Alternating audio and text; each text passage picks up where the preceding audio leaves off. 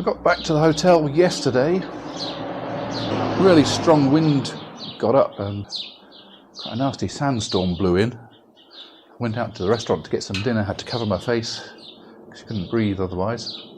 So that was quite an experience. Should have filmed it, but I forgot to take the camera. This morning it's clear and bright. I think it's going to be perfect for my ride out to the coast today. I'm heading towards Agadir, out on the Atlantic coast. I thought this was a good chance to show you on a map where I am. I haven't shown you a map at all on this tour yet. So here's my map of Morocco. Okay, so here's where I came in from Spain, from Algeciras into Ceuta. And then I took didn't take the motorway, down through Tetuan and down into Chefchaouen. And from Chefchaouen I took the roads down into Fez, but I came via Volubilis, which is over here. I think actually I must have come this way. This way down and into Volubilis, forget that. And then across into Fez. And then from Fez headed down to Midelt. So that was then down through this way, and somewhere along the way here I met Hans-Jörg and Therese. From Midelt we headed down to Tinghir, which is over here. And all of this part, this is Marrakesh over here, this part is the Atlas Mountains. Right through here, and over here is the Sahara Desert. So from Midelt is where we took our interesting route when we came down to Erich. And then I think we took this road up here, the R706. Yes, we came up here, and ended up just above Agudal. And then this is the Todra Gorge Road, which took us down into Tinghir. So from there, to get to Ait Ben Haddou, that was then this road, coming all the way down through here. And this is Uzarati down here, and just off the map, Uzazati, and then back up here to Ait Ben Haddou, which is where I currently am.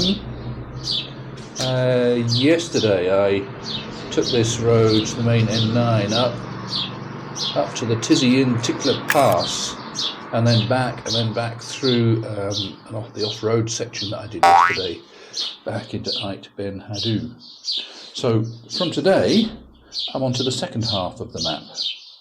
So I've just turned the map over, and we're here, Ait Ben Haddou. And today I'm going to stick to some fairly main roads, I think.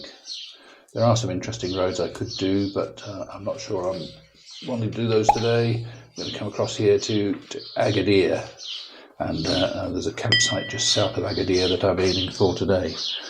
Now the question will then be, how much further south do I feel I want to go?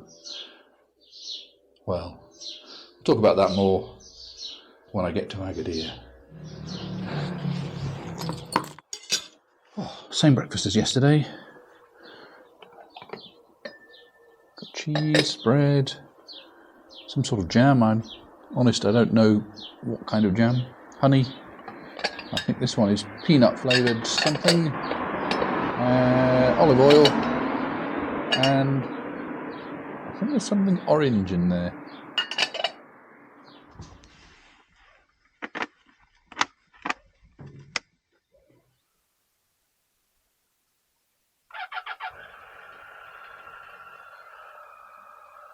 And we're off.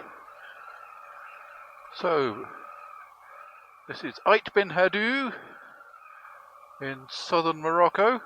Very deserty, if you look at the horizon there. Just right across from the hotel. Oh, morning doggo. No traffic, let's go.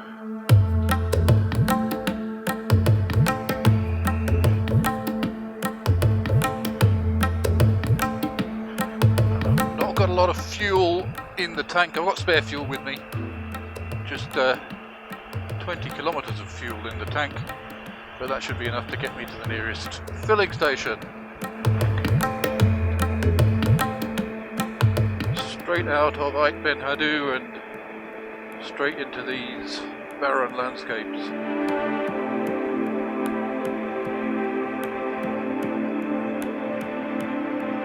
Now, negotiating prices at the hotels is interesting. Obviously, this is a part of the world where you're meant to haggle, and you don't generally leave a tip at a restaurant or at a hotel.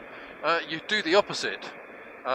They'll start with a price that would be unnecessarily large, and you'll haggle downwards from there, and if you end up quite close to their price, then that's effectively leaving a tip. The way it works is everyone brings out their mobile phones with the calculator app, and you prod some numbers and make a calculation, and then you show each other various numbers, and then the routine is normally to everyone will underpay or shortchange each other on all occasions, and will then say, is that okay? So at the hotel there, he was wanting to charge me 575 dirhams. I was quite happy with that. It's not a huge amount of money, but I offered him 550 and said, is that okay? And he says, oh yeah, all right. I think he was probably quite happy with that, because I could probably have haggled a lot harder than that, but it's kind of not in my nature. But I'm starting to learn the process of how everyone goes about it. It's the same in the restaurants. They'll start with a price, 130 dirhams for a meal, and you might say, here's a 100 dirham note, is that alright? And sometimes they'll say yes, and sometimes they'll say no. It's just a way of life around here. Interesting from a British perspective, where we would normally pay the price that's written on the bill and get a receipt. Here, of course, you never get a receipt for anything. It's all done by haggling and by cash in hand.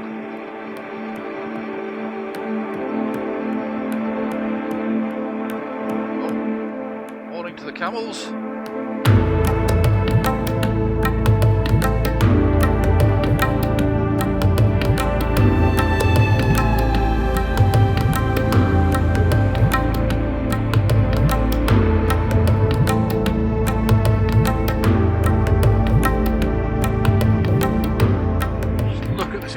Landscape. Patches of sand blowing across the road. I know that further south they tend to have bulldozers that permanently patrol the roads, pushing the sand back.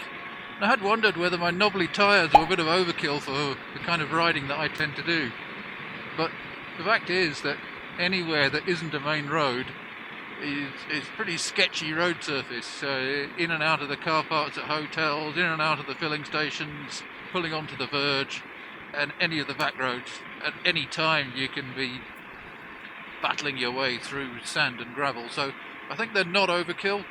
I'm not using them to their maximum capacity. I never thought I would, but I'm glad I'm doing it with this kind of tyres rather than the standard road tyres that I had on before.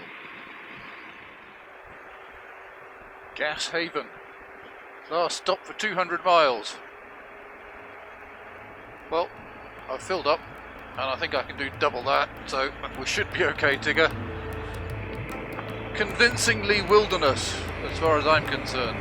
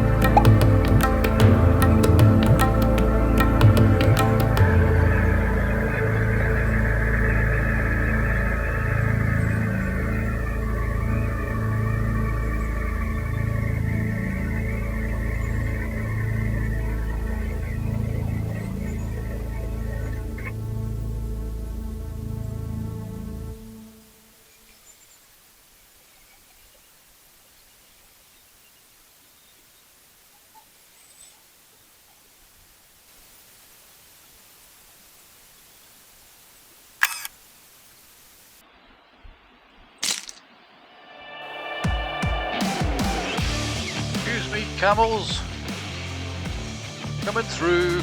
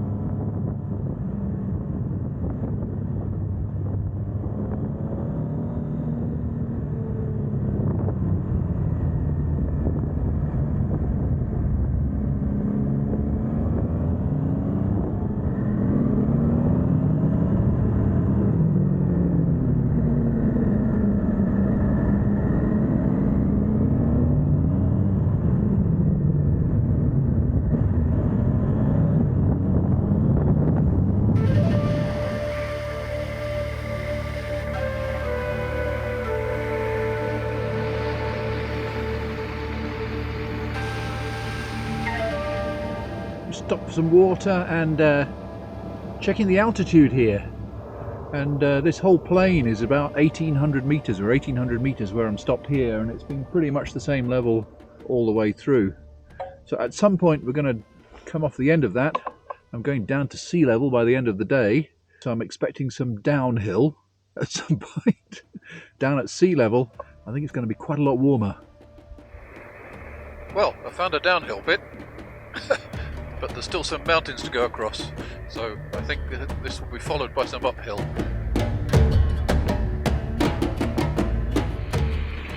So this is a good fast road now, heading towards the coast. It's gradually bringing us down off that high plain. Temperature's gone up, it was hovering around 10 or 11 degrees all morning. But temperature's up now to 21 degrees, which is a bit more comfortable. Not quite sure how far we are from Agadir. Just over an hour, I think. I'll need to stop and get some lunch.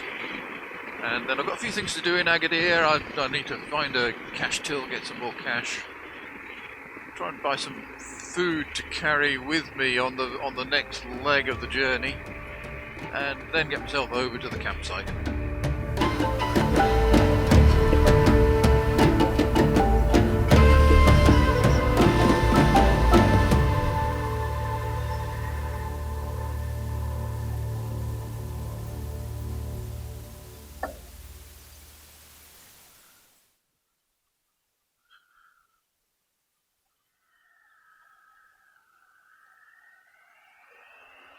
There was a little grocery store there at the filling station, so I've got some food on board. Not really what I wanted to buy, not enough for a proper meal, but enough as an emergency if I have to stop somewhere and I can't get food. It's surprisingly difficult sometimes to find food. Sometimes a B&B or a campsite or a hotel quite often don't offer food, and there isn't a cafe anywhere nearby. So it's always a good idea to carry something with me, just in case. I've always been able to find somewhere, but that emergency supply is good. And I had to throw away my emergency supply yesterday because it'd been sitting in my bag for such a long time that it was inedible. So I've just replaced it with a new emergency supply, just for those occasions where you need something to eat and there isn't anywhere nearby. Just going past Agadir Airport now, just on the way into Agadir, and of course this is proper big city, proper roads. Not quite what I've been used to for the past week.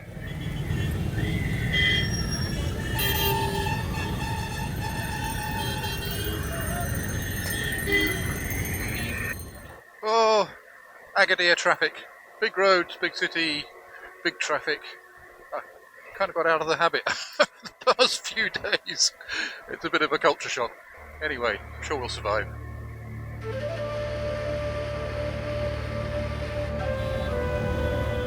Welcome to the madness that is Sidi Bibi.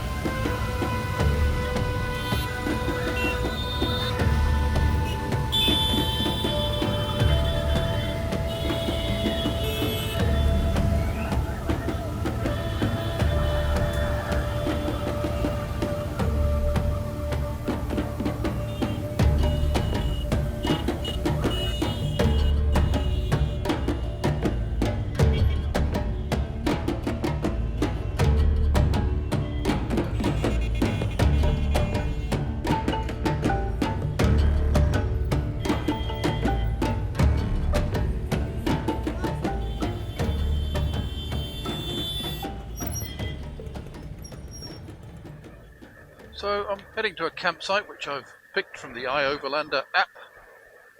All I have is the GPS coordinates for it, and that's bringing me down this little road. Not too late in the day, 3:30, if I should choose to do something different.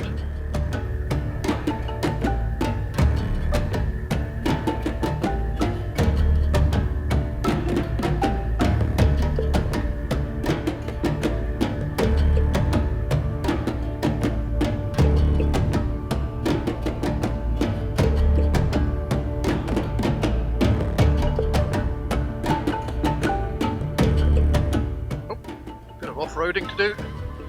This is what the tyres are for, not for the roads, it's for the bits beyond the roads.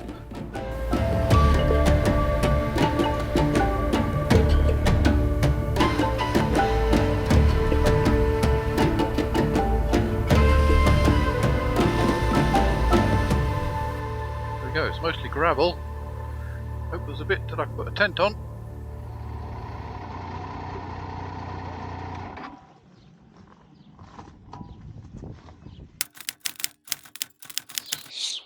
So I've arrived at the campsite at Sidi Bibi, and here it is. Here's my tent. I'm the only tent pitched right next to the pool.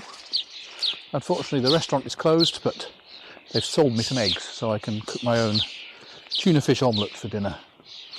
So that'll be me for today. Question is, where to go next?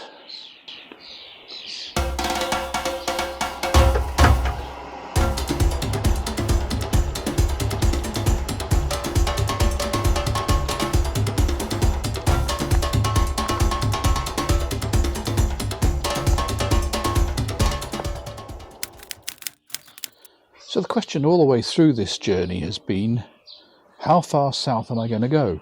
I'm here in the southern part of Morocco, south of Agadir.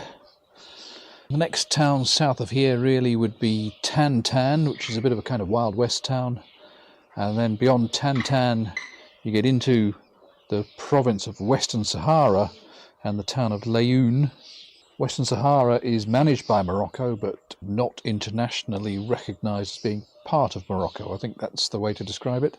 And if I was to go south from Layoun, then really there's only one road straight across the desert to Dakhla, and then through the border into Mauritania.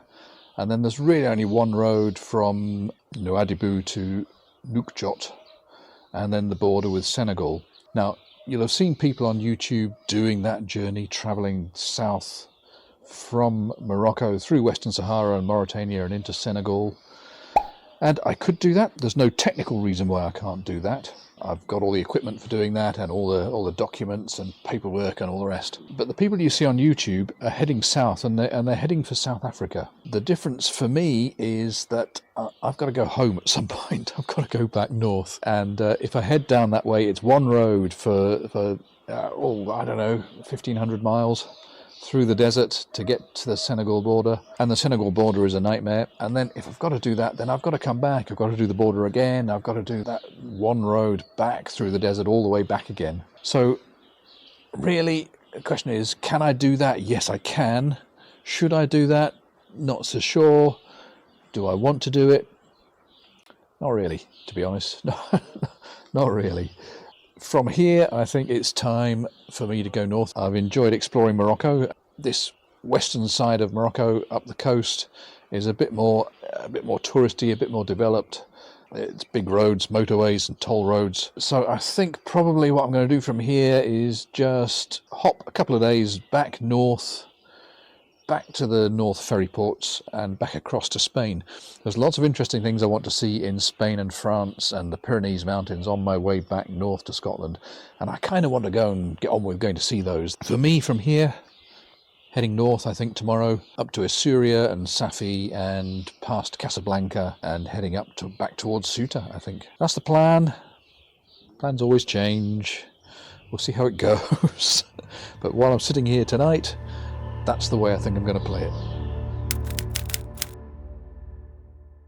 Thanks for watching. If you like this kind of video, click like, click subscribe, and I'll see you in the next one.